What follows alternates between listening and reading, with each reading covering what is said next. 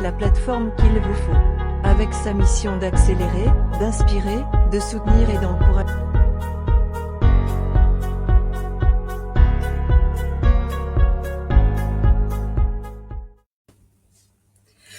Bonjour Laou Keita. Bonjour Rama, merci pour l'invitation.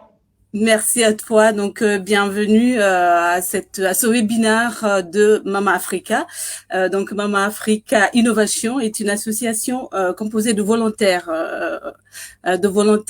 qui travaillent ensemble, donc qui œuvrent pour le développement et l'intelligence collective. Donc voilà, que des volontaires afro-descendants, occidentaux également, qui se donnent la main pour une cause. L'entrepreneuriat social. Merci à toi de nous honorer par ta présence. Pour commencer, donc je vais te demander de te présenter à nos invités. Eh ben c'est parfait. Merci Rama de me donner la parole. Donc je suis Laou Keita, je suis française d'origine guinéenne et je suis la cofondatrice de Keita Systems, une entreprise aéronautique d'expertise, de conseil et d'édition de logiciels aéronautiques de pointe. Donc nous sommes basés à la fois en France et au Canada. Et donc nous sommes venus conquérir le marché nord-américain avec l'implantation de notre filiale depuis l'année dernière. Wow. Donc une Française à la conquête de l'Amérique, on va dire. Absolument, c'est possible. Très bien. Quel parcours. Donc on voit derrière cette chef d'entreprise une femme, c'est pas rien. Une afro-descendante, donc on va dire une black woman, à la conquête du marché américain. Bravo pour cette, comment dirais-je, bravo pour cette ambition, parce qu'il faut le dire, derrière ce combat, derrière la femme, derrière l'entrepreneuse que tu es, c'est aussi cette envie de gagner, cette envie de se battre, cette envie de faire sa place et inspirer d'autres personnes. Merci à toi là-haut. Alors donc je vais passer à la deuxième partie donc de ce webinaire. Est-ce que tu peux nous parler de ton parcours? Alors, mon parcours, il est assez atypique, c'est-à-dire que moi, je suis inspectrice avion. Donc j'ai commencé, on va dire, mes classes à l'aéroport de Roissy-Charles de Gaulle au département du centrage des avions. J'ai préparé les concours de l'École nationale de l'aviation civile à Orly, mais je n'ai pas été prise lors des concours parce que c'est très élitiste. Mais je me suis pas découragée. Je suis rentrée chez Dassault Falcon Service, donc un des centres de maintenance de Dassault Aviation à l'aéroport du Bourget.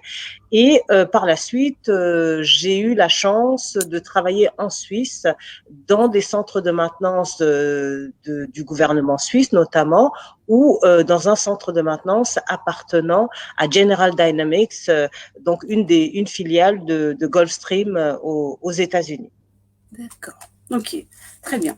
Donc un parcours, on va dire atypique. C'était pas c'était pas le chemin en général qu'on dessine pour une femme, moins encore pour une femme noire.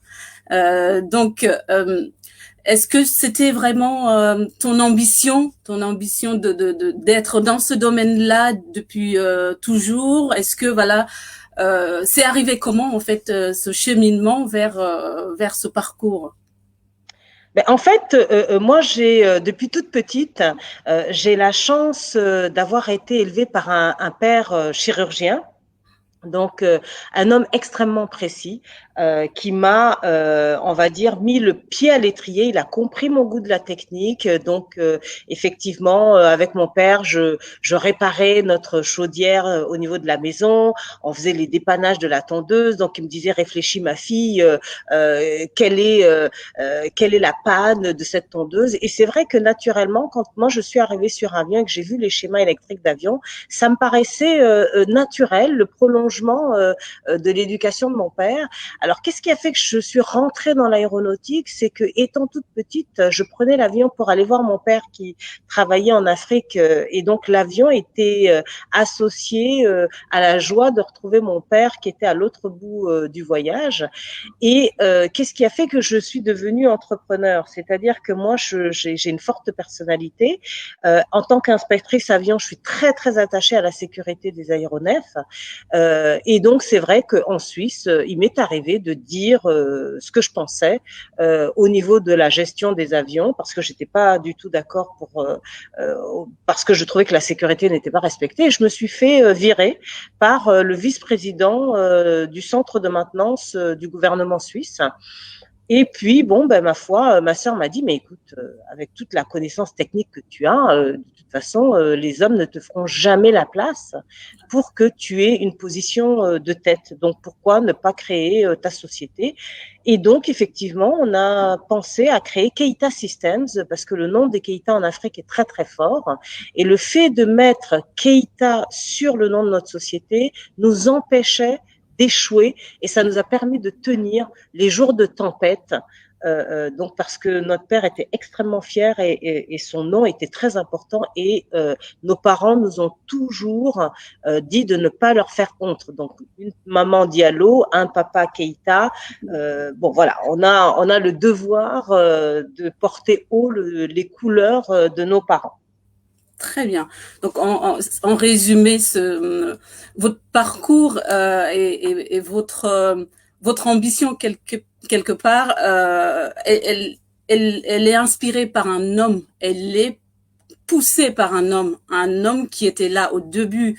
Donc votre papa, qui vous a montré quelque part tous ces chemins électriques, cette précision de par l'éducation qu'il vous a inculqué. Un homme qui vous a donné un nom. Et ce nom, aujourd'hui, est votre, comment on appelle ça, votre leitmotiv, c'est ce mot qui vous fait tenir parce que vous avez fait le choix de garder ce nom et de donner le nom de votre entreprise, donner votre nom à votre entreprise. Donc voilà, un papa présent, un papa qui a su donner les clés, on va dire, à ses filles, à sa fille.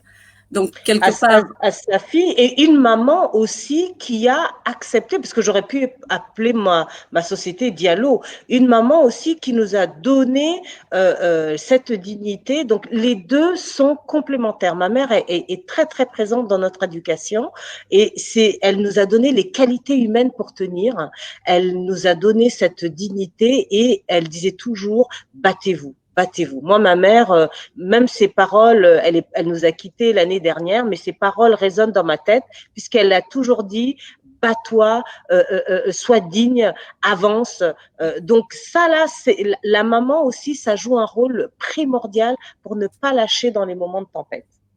Un rôle très important Absolument. dans toutes les sociétés, encore plus important dans la société africaine. Donc, le papa avec la précision, la maman avec la dignité. On ne peut pas, vous n'avez pas le choix, votre sœur et vous n'avez pas autre choix que de réussir. Absolument. Et voilà. Et donc, je veux dire par là, juste en tirer leçon quelque part pour nous, futurs entrepreneurs, pour nous, parents aussi. Voilà, en vous écoutant, on se dit, on se doit de donner une chance, de donner une éducation, d'inculquer des valeurs à nos enfants et ne pas les cataloguer ou les placer dans un champ ou dans une case. Toi, tu es une fille, tu pourras pas faire l'électricité. Non, c'est pas pour les filles, c'est pour les garçons. Voilà, essayez en vous écoutant, moi en tout cas personnellement, et je pense que nos interlocuteurs aussi en tirent une leçon. Absolument. Et je vais vous dire une anecdote. C'est notre papa nous a acheté notre première moto à nous les filles. Donc, ma mère, elle était mais carrément contre. Mais mon père, il a dit, elles veulent faire. Moi, j'ai passé mon permis moto avant de passer mon permis voiture. Mais Wow. ça, c'est notre père, il nous a développé ce côté masculin. C'est-à-dire, fallait pas aller le chercher si on devait acheter une robe et tout ça. Bon, c'était pas trop son truc. Mais si tu disais, papa, j'ai besoin d'un tournevis, ah oui, alors là, tout de suite dans la voiture, on allait chez Castorama, les outils, les machins, les trucs. Donc, notre papa, à 16 ans, nous a acheté une moto, une 50, une Yamaha 50, pour nous, les filles. Ça a été son cadeau majeur. Donc, quand même, les parents insufflent, parce que notre père, il n'était pas du tout une fille, ça doit se marier, être la femme de son mari, pas du tout. Notre père, il nous disait, soyez indépendantes les filles, parce que vous devez contribuer à l'économie de votre pays. Donc, notre père, il était extrêmement responsable. Donc, lui, il disait, je sauve des vies, mais ma mère, elle était sage-femme aussi. Les femmes doivent contribuer à l'économie de leur pays. Elles font partie du produit intérieur brut d'un pays. Et ça, c'est d'autant plus vrai quand on est issu d'une famille africaine et quand on voit, même on n'a pas besoin de venir d'Afrique pour voir cette réalité qui est très très présente en Afrique et dans d'autres sociétés également. La place de la femme elle est importante. En tout cas, voilà. Là, on retient que voilà, les parents ont un rôle important. Nous avons un rôle voilà à donner à nos enfants, pas seulement les rôles qui sont déjà prédéfinis. Donc insufflons-leur d'autres messages, disons-leur que Absolument. tout est possible. Tout est possible. Absolument. Très bien. Alors donc comment est-ce que vous avez su maintenant, parce que vous avez expliqué le parcours jusqu'en Suisse, oser dire ce que une femme ne doit pas normalement dire, mais un homme peut dire, ça passe. Une femme, quand elle revendique, quand elle dit ce qu'elle pense, c'est pas souvent bien reçu dans les entreprises, que ce soit là-bas, ici ou partout ailleurs. Une femme, ça doit rester à cet endroit et se taire, être belle et se taire. Et vous avez osé ouvrir la bouche, vous avez osé dire ce que vous pensez. Alors, avec les conséquences que vous avez eues, voilà, le licenciement, voilà. Et donc vous avez su pendant cette période que j'appelle de crise, vous avez su rebondir parce que vous étiez bien entouré, parce que votre sœur était là, parce que vous aussi vous en vouliez. Et expliquez-nous un peu comment est-ce que voilà vous avez su saisir ce moment de crise pour en faire une opportunité. Ben, en fait, effectivement, je dis la vérité.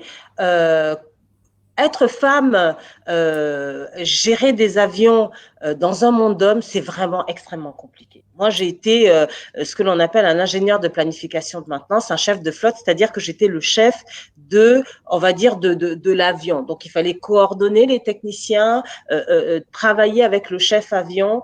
Et quand vous êtes une femme et que vous donnez des ordres à des hommes, il faut avoir la tête vraiment très froide et avoir une très forte personnalité, ce que j'ai. C'est-à-dire donc, en tant que chef de projet pour sortir mes avions, ben, je devais donner des directives aux hommes, mais c'est vraiment épuisant. C'est-à-dire qu'à la fin de la journée, se battre avec les hommes, vraiment, ça épuise. Donc, c'est vrai que je me suis dit, la chance que j'ai, c'est d'être bien entourée.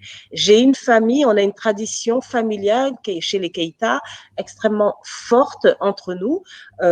J'ai été très bien entourée et c'est pour ça que je me suis lancée dans l'entrepreneuriat, parce que on peut pas réussir tout seul sur son chemin. Honnêtement, le chemin entrepreneurial est un chemin extrêmement difficile et il faut faire le bilan avant de se lancer. Pourquoi? Parce que quand on choisit le chemin de l'entrepreneuriat, on rentre dans une guerre commerciale. Donc, dans le mot guerre commerciale, il y a le mot guerre. Donc, il faut être préparé pour aller à la guerre. Il faut faire l'état des hommes, l'état financier, savoir quel est le plan stratégique de repli quand on ne peut pas franchir une étape, s'entourer de généraux infaillibles. Et quand il y a des trahisons, comment, on va dire, comment sortir des trahisons pour aller à l'étape d'après. La guerre, c'est difficile, c'est usant. On pense qu'on part à la guerre pour 7 ans et on part pour 10 ans. C'est toujours plus long que ce que l'on a prévu et c'est toujours plus difficile que le scénario déjà établi puisque la réalité du terrain vous rattrape extrêmement vite. Donc, vous devez être à la fois résilient, astucieux et on va dire continuer à poursuivre ses rêves coûte que coûte. On est dans une guerre de tranchées.